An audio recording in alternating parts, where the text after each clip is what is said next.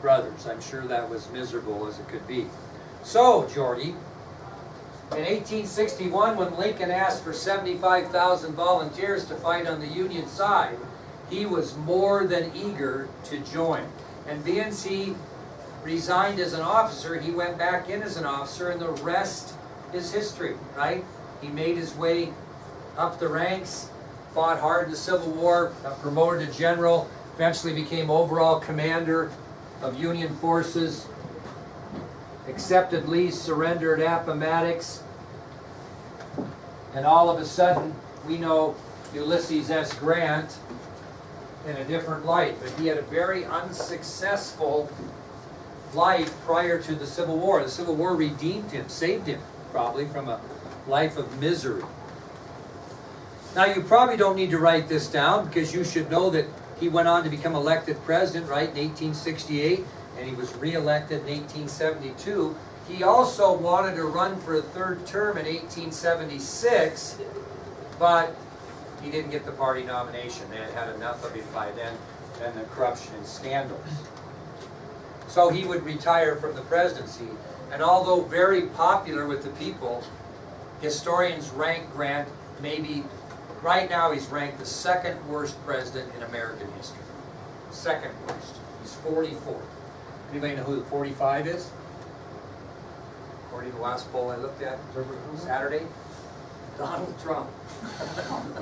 He hasn't worked his way up. Usually you get a little more popular after you're done. Okay? But anyway, Grant's ranked right at the bottom. Usually Lincoln or Washington first, and you go from there. But Grant had a not very good run as president. Okay? Well, after he left the presidency, he got cancer. And he knew he was dying of cancer. So he spent every second of his life, it seemed like, writing his memoirs. So after he found out he had cancer and knew he was dying of cancer, he spent every waning moment writing his memoirs. What are memoirs? I'll just answer my own question. In modern day presidency, when you leave the presidency, there's two things that you do with your life. You write your memoirs so you can sell them for some money, and you figure out how you're going to finance or get donations to build a presidential library in your name. That's kind of what you do, okay?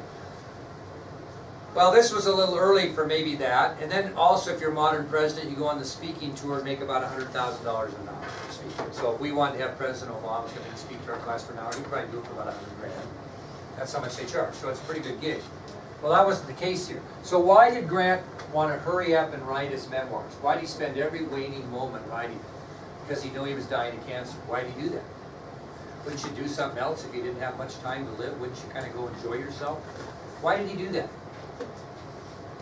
He wasn't overly wealthy when he left the presidency, and he did not want to leave his family financially strapped.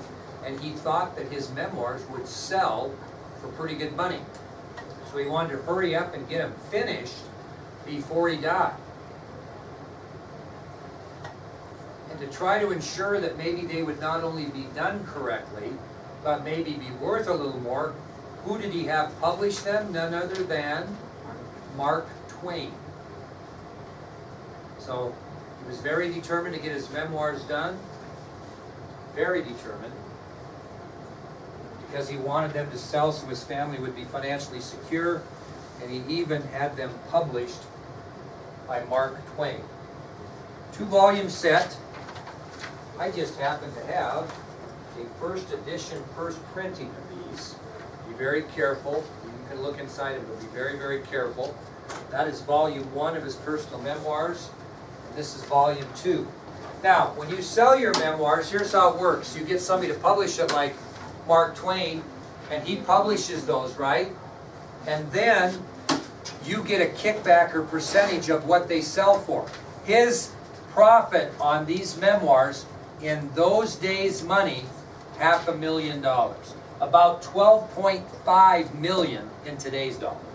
So he made about $500,000 on these memoirs.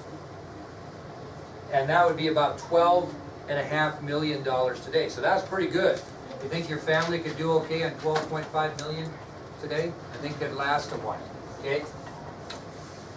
Well, Grant leaves the presidency and he moves to New York. He moves to New York, where he dies on July 23rd, 1885. So Grant leaves the presidency and moves to New York, where he eventually dies on July 23rd, 1885. And he is buried in New York City. That's where he is buried, New York City. Yep, he dies on July 23rd, 1885, and was buried in New York City. Okay, kiddos, here's how this is going to roll. When you come tomorrow, we're going to have a short video on Grant and a review. Then we're going to have a test Wednesday. If you're not going to be here Wednesday during class, you have two options. You can take the test at 7:30 Wednesday morning, or if you can finagle your teacher into letting you take that second period, you can do that as well. But you will take the test before you leave. If you do not, you will get a 0. Okay? So make sure we understand that and we get that taken care of, because I don't want you to have anything held over your head during the spring break. That's a time in which you are supposed to enjoy yourself.